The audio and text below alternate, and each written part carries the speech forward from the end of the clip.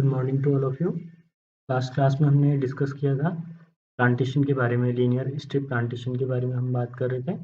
दो टाइप का ये लीनियर स्ट्रिप प्लांटेशन हो सकता है, एक तो रोड साइड प्लांटेशन, दूसरा plantation along the canal side. Linear strip plantation के अंदर रोड साइड प्लांटेशन के बारे में हमने डिस्कस कर लिया था। आज बात करेंगे कैनाल साइड प्लांटेशन के बारे में। कैनाल्स मेनली एग्रीकल्चरल लैंड को इरिगेशन देने के लिए यूज में लाई जाती हैं। ब्रिटिश टाइम में कैनाल्स का large network Indo Gangetic plains में डेवलप किया गया था, जो आज भी फंक्शनल है। कैनाल्स में दोनों साइड में करीब 40 फीट से 100 फीट चौड़ी लैंड की एक स्ट्रिप रहती है। यहाँ पे मेनली एलुवियल सॉइल हमको देखने को मिलती है। एलुवियल सॉइल कहते हैं एक ऐसी सॉइल को जो पानी के साथ एक जगह से दूसरी जगह बह के आती है। एक तो ये सॉइल जो है वो हाई फर्टाइल होती हैं और दूसरा इनमें मॉइस्चर कंटेंट भी हाई रहता है। अगर इनके ऑब्जेक्टिव की बात करें कैनाल साइड प्लांटेशन की, सबसे पहला है to stabilise the canal banks against erosion, checking of shifting sand and dust from getting into the canal. अगर कैनाल के साइड में हम प्लांटेशन कर देते हैं तो वहाँ पे जो भी ट्री स्पीसीज होती हैं उनकी रूट्स जो हैं वो सॉइल को टाइटली पकड़ के इरोजन होने से बचाती हैं।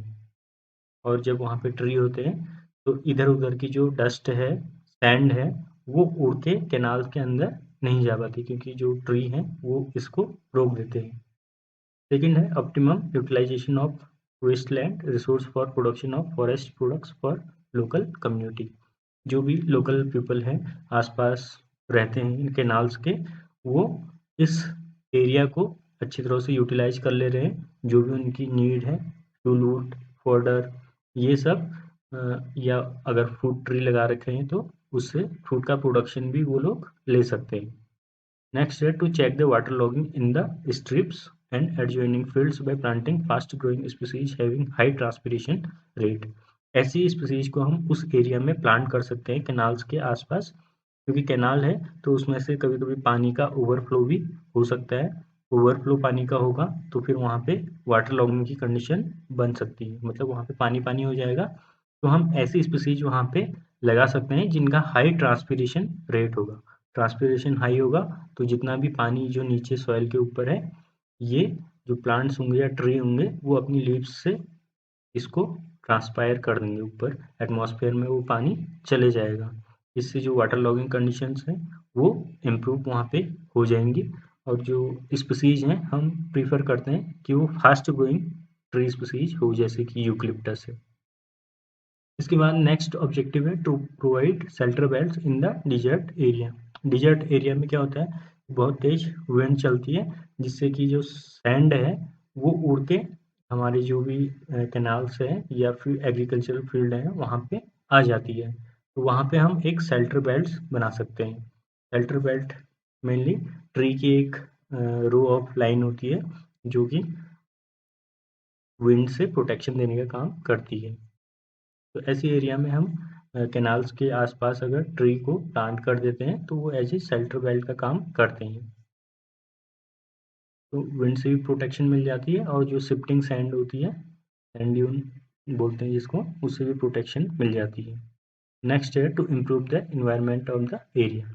जहाँ पे भी हमारे ट्री स्पीसीज प्लांट होते हैं वहाँ का इन्वायरमेंट, ये जो ट्री हैं वो इम्प्रूव करने का काम करते हैं। कल इसके बारे में डिस्कस कर लिया था कि इकोलॉजिकल बैलेंस जो है वो मेंटेन करते हैं।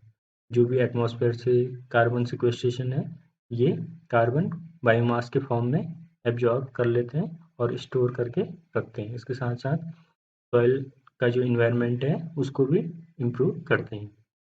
इसके लिए अगर सूटेबल स्पीसीज की बात करें कैनाल साइड प्लांटेशन के लिए, तो यहाँ पे यूकलिप्टस जो स्पीसीज है वो सबसे ज़्यादा प्लांट की जाती है। इसके अलावा अकेशिया नीलोटिका है, पुंगामिया पिन्नाटा है, पॉपुलस डेल्टोइड्स है, टेक्टोना ग्रैंडिस, टूना सिलिएटा, दलबर्जिया सिसो, इन सब स्पीसीज को प्लांट किया जा सकता है।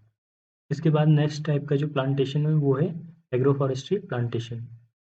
एग्रोफॉरेस्ट्री प्लांटेशन मेनली कृषि वानिकी इसको हिंदी में बोलते हैं। It is the practice of agriculture and forestry on the same piece of land. अगर हम किसी भी लैंड एरिया में एग्रीकल्चर और हमारा फॉरेस्ट ट्री दोनों को एक ही लैंड यूज एरिया पे एक साथ लगाते हैं तो उसको हम एग्रो फॉरेस्ट्री कह सकते हैं। ये एक एज ओल्ड प्रैक्टिस है और पुराने टाइम से ही फार्मर्स एग्रीकल्चरल क्रॉप्स, ट्री और पशुपालन इन सबको एक साथ साथ करते थे। हमारे इंडियन कल्चर में भी ट्री, फॉरेस्ट इन सब का बहुत इम्पोर्टेंस है। रिसेंट टाइम में फॉरेस्ट एरिया जैसे जैसे कम हुआ है, इससे ट्री और फॉरेस्ट रिसोर्स भी हमारे लिमिटेड रह गए हैं। लोगों की demand fuel wood, fodder, timber, bamboo forest से मीट आउट नहीं हो पा रही है। इसके अलावा फॉरेस्ट बेस्ड इंडस्ट्री जो हैं उनके लिए भी रॉ मटेरियल की कमी है। इसलिए रिसेंट टाइम में जो फार्मर्स हैं उन्होंने अपनी एग्रीकल्चरल लैंड पे ट्री लगाना शुरू किया है। तो इस प्रकार से जो कॉन्सेप्ट ऑफ एग्रो फॉरेस्ट्री है वो निकल के आया है। हालांकि इसकी जो डेफिनेशन है वो बहुत सारी हैं और जो मोस्ट एक्सेप्टेड डेफिनेशन इसकी है वो इक्रैप के साइंटिस्ट हैं, उन्होंने दिया था। Agro forestry is a collective name of land use system and technology where woody perennials are deliberately used on the same land management unit as agricultural crops and और animals in some form of special arrangement or temporal sequence. In agroforestry system, there are both ecological and economic interaction between the different component. ICRAF abbreviation है International Council for Research in Agroforestry का। इसका जो research centre है वो Kenya के Nairobi शहर में है। इसका नाम चेंज होकर वर्ल्ड एग्रोफॉरेस्ट्री सेंटर हो चुका है रिसेंट टाइम में। इंडिया पे जो इसका रिसर्च सेंटर है एग्रोफॉरेस्ट्री का वो है सेंट्रल एग्रोफॉरेस्ट्री रिसर्च इंस्टीट्यूट। इसका जो मुख्यालय है वो झांसी में है। फिर कंपोनेंट्स ऑफ एग्रोफॉरेस्ट्री की बात करें तो एग्रोफॉरेस्ट्री के अंदर हमको बेसिकली 3 टाइप के कंपोनेंट देखने को मिलते हैं। एक तो है एनुअल एग्रीकल्चरल क्रॉप्स, दूसरे हैं वुडी पेरिनियल्स या ट्रीज और थर्ड कंपोनेंट है एनिमल्स। इसके बाद ऑब्जेक्टिव ऑफ एग्रोफॉरेस्ट्री की बात करें तो इसमें सबसे पहला ऑब्जेक्टिव है to manage the land efficiently so that its productivity is increased and restored. Agro forestry के द्वारा हम अपनी लैंड को ऐसे मैनेज कर रहे हैं कि उसकी जो प्रोडक्टिविटी है वो बढ़ जाती है और फर्टिलिटी भी दोबारा से रिस्टोर हो जाती है, क्योंकि ट्री से लीफ, बार्क, सूट ये सब गिर के सॉइल में ऑर्गेनिक मैटर को इंक्रीज करते हैं, जिससे कि डिकम्पोज होके सॉइल न्यूट्रिएंट स्टेटस को बढ़ाते हैं। सॉइल न्यूट्रिएंट बढ़ने से हमारी क्रॉप की प्रोडक्टिविटी इंक्रीज हो जाती है और फर्टिलिटी तो मेंटेन हो ही रही है। फिर दूसरा ऑब्जेक्टिव है to use available resources efficiently and economically. हमारी लैंड पे 2 टाइप के रिसोर्स अवेलेबल हैं, अबव द ग्राउंड और below the ground. Above the ground में सनलाइट आ गई और स्पेस आ गया, ऐसे बिलो द ग्राउंड में सॉइल का मॉइस्चर है और सॉइल के न्यूट्रिएंट्स हैं। जब हम मोनोक्रॉपिंग करते हैं, केवल एक टाइप की क्रॉप लैंड के ऊपर ग्रो करते हैं, तो अवेलेबल रिसोर्स अच्छी तरह से यूटिलाइज नहीं हो पाते हैं। जैसे कि एग्रीकल्चर करने पे केवल क्रॉप की जो रूट्स हैं वो 5 से 10 सेंटीमीटर के बीच में सॉइल में जाते हैं और उस एरिया से सॉइल के जो मॉइस्चर है और न्यूट्रिएंट्स को एब्जॉर्ब कर लेते हैं। जबकि इसी लैंड में अगर हम ट्री भी लगा देंगे तो ट्री डीपर सॉइल जोन से अपना जो मॉइस्चर है और न्यूट्रिएंट है उसको एब्जॉर्ब कर लेते हैं, क्योंकि ट्री का जो रूटिंग सिस्टम होता है वो डीप रूटिंग सिस्टम होता है। इसी प्रकार अबव द ग्राउंड भी ट्री जो है वो अवेलेबल स्पेस और सनलाइट का यूटिलाइज अच्छी तरह से उसको कर सकता है। फिर एग्रोफॉरेस्ट्री का नेक्स्ट ऑब्जेक्टिव है to generate employment opportunities for the people. Agroforestry में हमारे पास 3 कंपोनेंट हैं, एनुअल एग्रीकल्चरल क्रॉप्स, ट्रीज और एनिमल्स। इसलिए तीनों को मैनेज करने के लिए भी हमको ज़्यादा मैन पावर की ज़रूरत होगी। फिर जब इनके आउटपुट आएंगे लास्ट में, जब इसका रोटेशन पीरियड कंप्लीट हो जाएगा या क्रॉप मैच्योर हो जाएगी, तो उससे हमको ज़्यादा प्रॉफिट भी मिलेगा, क्योंकि आउटपुट हमारे ज़्यादा हैं, जिससे कि इकोनॉमिक स्टेटस या फिर लाइवलीहुड जो है वो बढ़ेगी। कुल मिला के हम कह सकते हैं कि ज़्यादा एम्प्लॉयमेंट अपॉर्चुनिटी हमको एग्रो फॉरेस्ट्री के अंदर देखने को मिलती है। इसके बाद नेक्स्ट ऑब्जेक्टिव है to provide raw material for wood based industry. जितनी भी वुड बेस्ड इंडस्ट्री है जिसको रॉ मटेरियल चाहिए होता है एज ए वुड, जैसे पल्प एंड पेपर है, प्लाईवुड है, मैच मेकिंग इंडस्ट्री है, इन इंडस्ट्रीज को रॉ मटेरियल के लिए खुद से प्लांटेशन करना होता है। क्योंकि गवर्नमेंट ने कह दिया कि जो हमारे नेचुरल फॉरेस्ट हैं वो केवल इकोलॉजिकल बैलेंस के लिए ही रहेंगे। तुम्हारी जितनी भी रिक्वायरमेंट है प्लांटेशन तुमको खुद से करना होगा। फिर जो फार्मर्स हैं वो उनके संग ये कंपनी जो है अपना एक कॉन्ट्रैक्ट बना लेती हैं रॉ मटेरियल के लिए, जिससे कि जो फार्मर्स हैं उनकी भी अपनी इनकम हो जाती है। अपना वो फार्म लैंड पे एग्रीकल्चरल क्रॉप्स कर ही रहे हैं, उनके साइड में जितना भी स्पेस बच रहा है वहाँ पे वो लोग ट्री लगा देते हैं इन कंपनीज को बेचने के लिए। फिर नेक्स्ट है to raise the supply of fuel in the rural area. अभी भी जो रूरल एरिया है वहाँ पे वो लोग इलेक्ट्रिसिटी की जगह अभी भी फ्यूल वुड को बहुत यूज में लाते हैं। तो उन लोगों को फ्यूल वुड की डिमांड होती है, और वो फ्यूल वुड एक तो वो नेचुरल फॉरेस्ट से ला सकते हैं, जो भी उनको वहाँ पे राइट एंड कंसेशन मिले होते हैं, 1 हेड लोड करीब वो फॉरेस्ट से कलेक्ट कर सकते हैं। या फिर दूसरा जो भी उनका एग्रीकल्चरल लैंड है, फार्म लैंड है, उसी में अपना ट्री लगा के उस ट्री का fuel wood as a fuel वो यूज कर सकते हैं।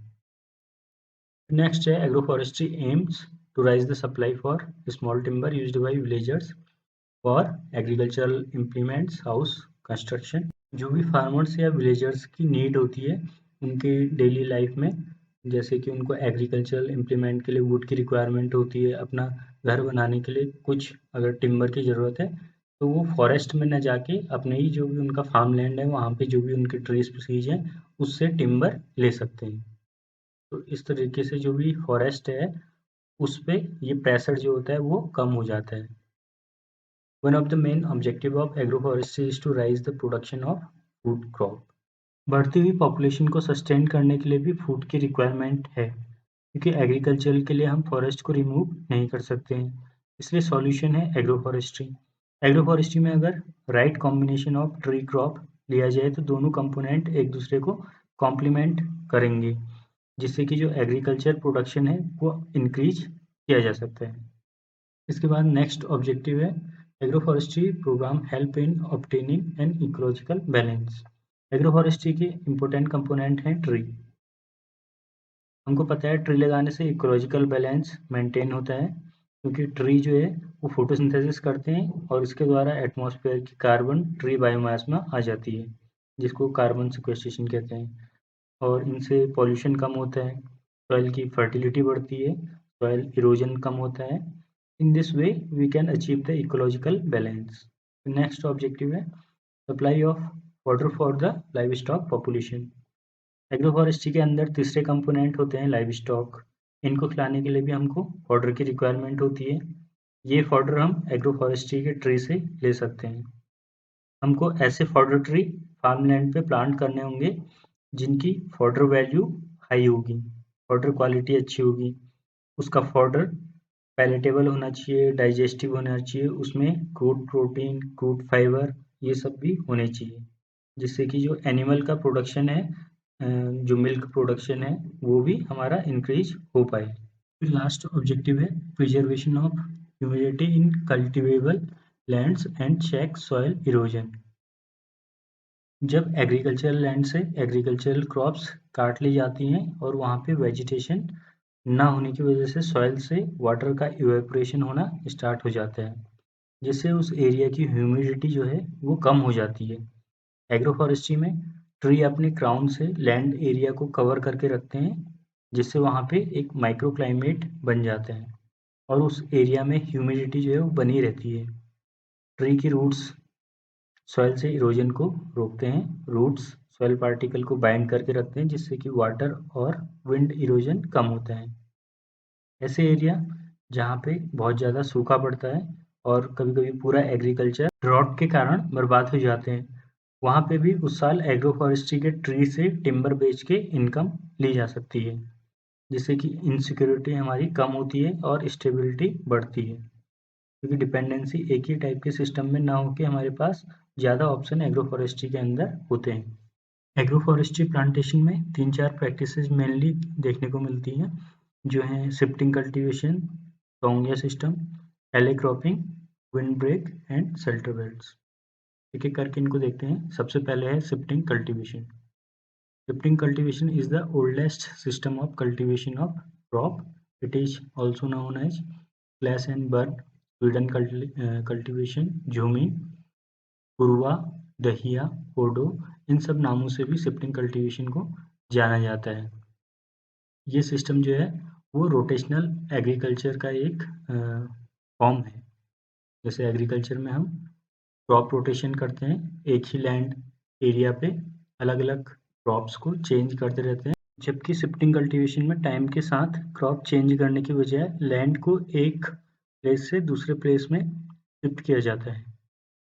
आज से लगभग 10,000 साल पहले मानव ने देखा कि कुछ घास के जो सीड हैं वो भी खाए जा सकते हैं, क्योंकि उस टाइम पे क्रॉप की डिस्कवरी नहीं हुई थी और राइस, व्हीट, इन सब क्रॉप्स के सीड भी उनके लिए घासी थे। तो उसने फॉरेस्ट को काट के इन क्रॉप्स को ग्रो करना स्टार्ट किया। कुछ टाइम तक ये क्रॉप्स अच्छे से ग्रो हुई, लेकिन फिर इनकी जो प्रोडक्टिविटी थी वो कम हो गई। इसलिए उन लोगों ने पहली एरिया को छोड़ के दूसरी एरिया में एग्रीकल्चर करना स्टार्ट किया। फिर जब उस एरिया में क्रॉप की प्रोडक्टिविटी भी कम हो गई तो फिर वो तीसरी जगह शिफ्ट हो गए। फिर लास्ट में जब 25-30 साल बाद वो पहली एरिया में सॉइल की फर्टिलिटी रिस्टोर हो जाती थी, तब ये पहली एरिया में दोबारा से शिफ्ट हो जाते थे। तो इसी कल्टीवेशन को कहते हैं शिफ्टिंग कल्टीवेशन। प्रेजेंट टाइम में भी ये कल्टीवेशन मेथड फॉलो होती है। मेनली जो नॉर्थ ईस्ट रीजन है वहाँ पे बिहार, उड़ीसा, आंध्र प्रदेश, इन स्टेट्स में शिफ्टिंग कल्टीवेशन फॉरेस्ट डिफॉरेस्टेशन का एक बड़ा रीजन है।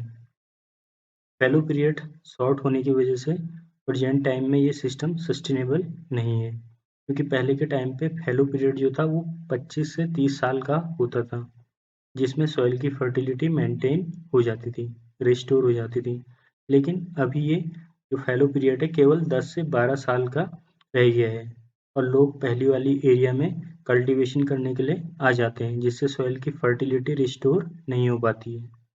इस सिस्टम में कल्टीवेटर या फार्मर के पास उस लैंड का कोई भी राइट नहीं होता है, जिस वजह से वो एक प्लेस से दूसरे प्लेस में शिफ्ट होते रहते हैं, जिससे डिफॉरेस्टेशन और सॉइल का इरोजन बढ़ता है।